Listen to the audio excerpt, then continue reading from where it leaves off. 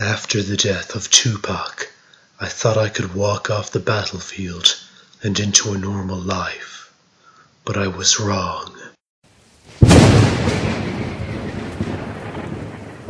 It was a lively day in the spring of 2011.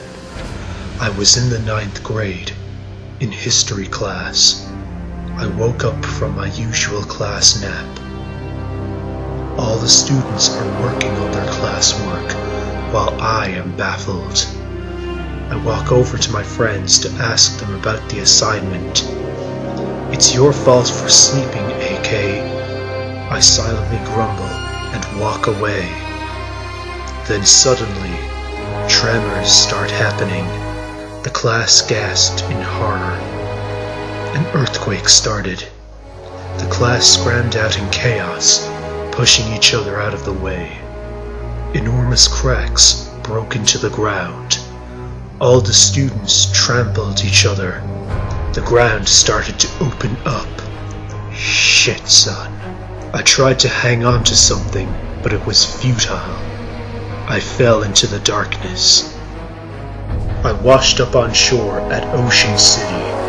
The city was in ruin. Feeling like shit, I searched for shelter. No one was to be found. Later that evening, I crossed paths with my friends Muzan and Steezy. We set up a shelter for the night. The next day, we searched for more survivors. We found none. Just then, in the distance, I see my friend Israel. "Israel, over here!" Israel came to us, and I aided him. We went around the city one last time to search for survivors. An internment camp came our way. All the people were enslaved. A shadowy figure came out. It was Michael Jackson. Michael pulled out a gun from his vest and killed a bystander and laughed hysterically. "I will rule the entire world!" We knew we had to do something. We left Ocean City to warn humanity. It was already too late.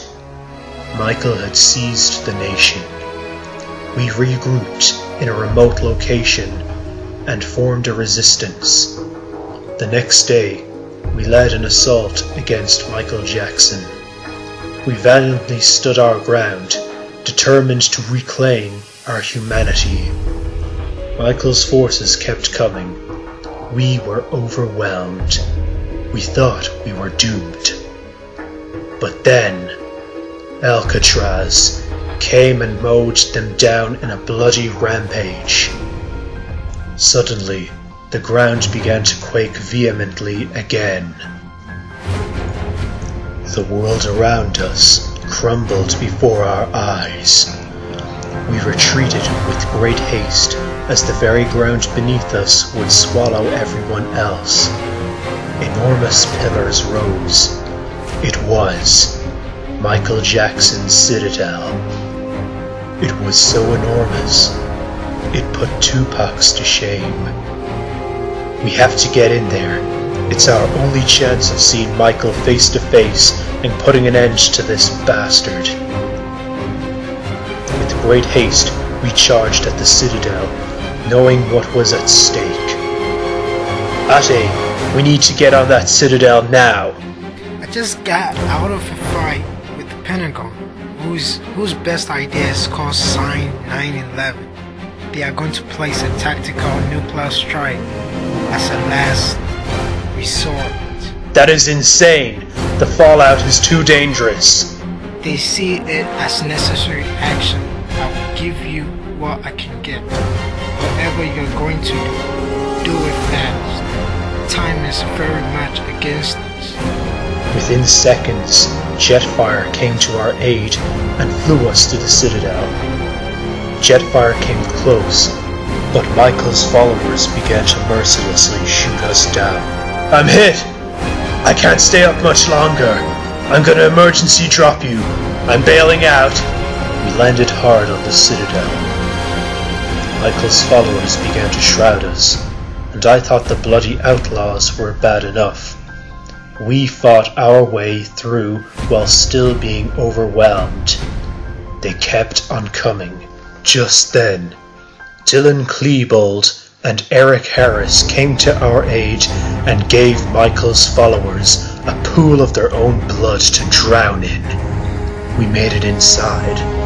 The sound of huge machinery roared throughout.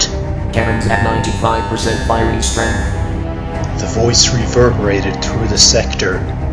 We have no choice. If he fires his cannons, the world is doomed. Ate, execute call sign 911, Muzan said.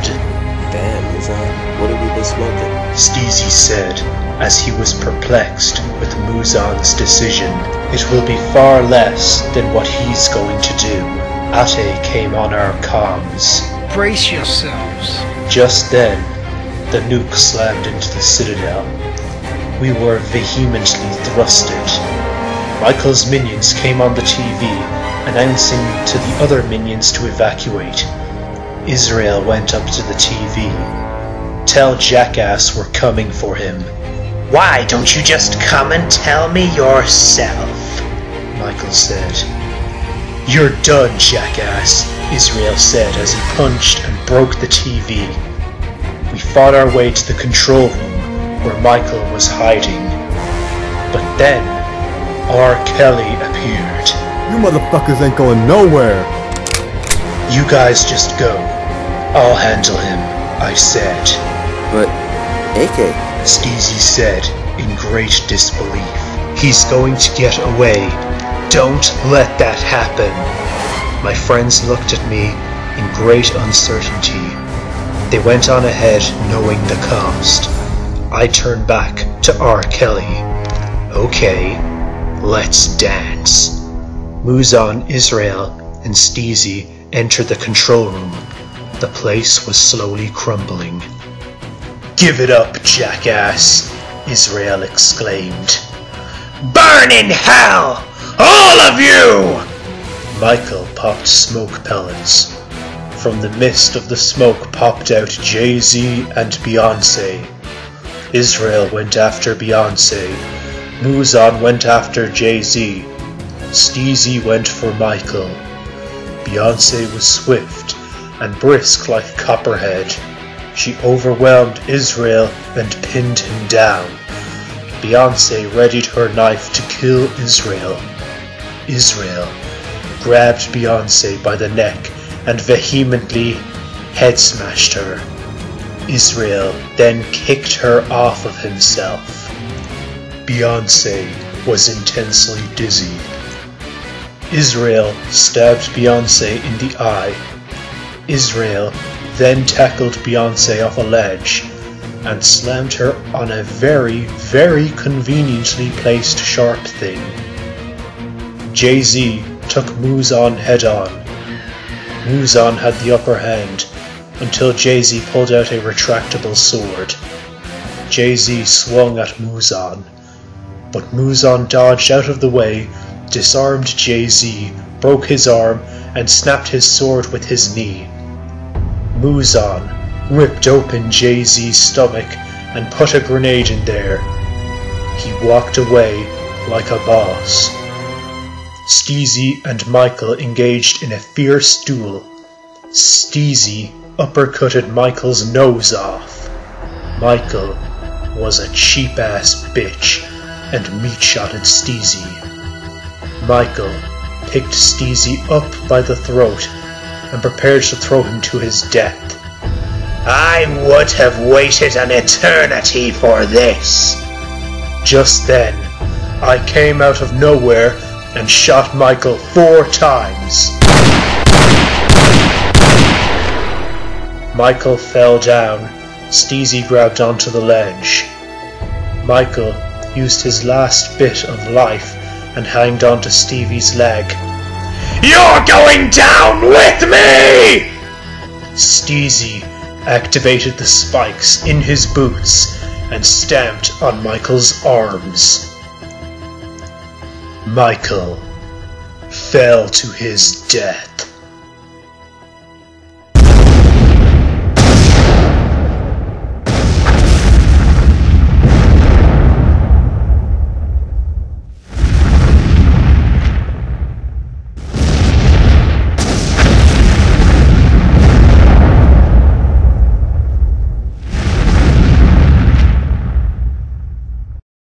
I've got you, mate. It was only gonna end one way for him, I said to my brother Steezy as I helped him up. Muzan and Israel came to our aid. Suddenly, large debris began to fall on us. Let's go! We rushed to get outside the citadel. We were too late, and an impolite debris blocked our way. Israel put a C4 charge on the wall. We jumped out. The wings on our suit activated. We landed in a forest. We made it out. The next day, we witnessed peace and tranquility.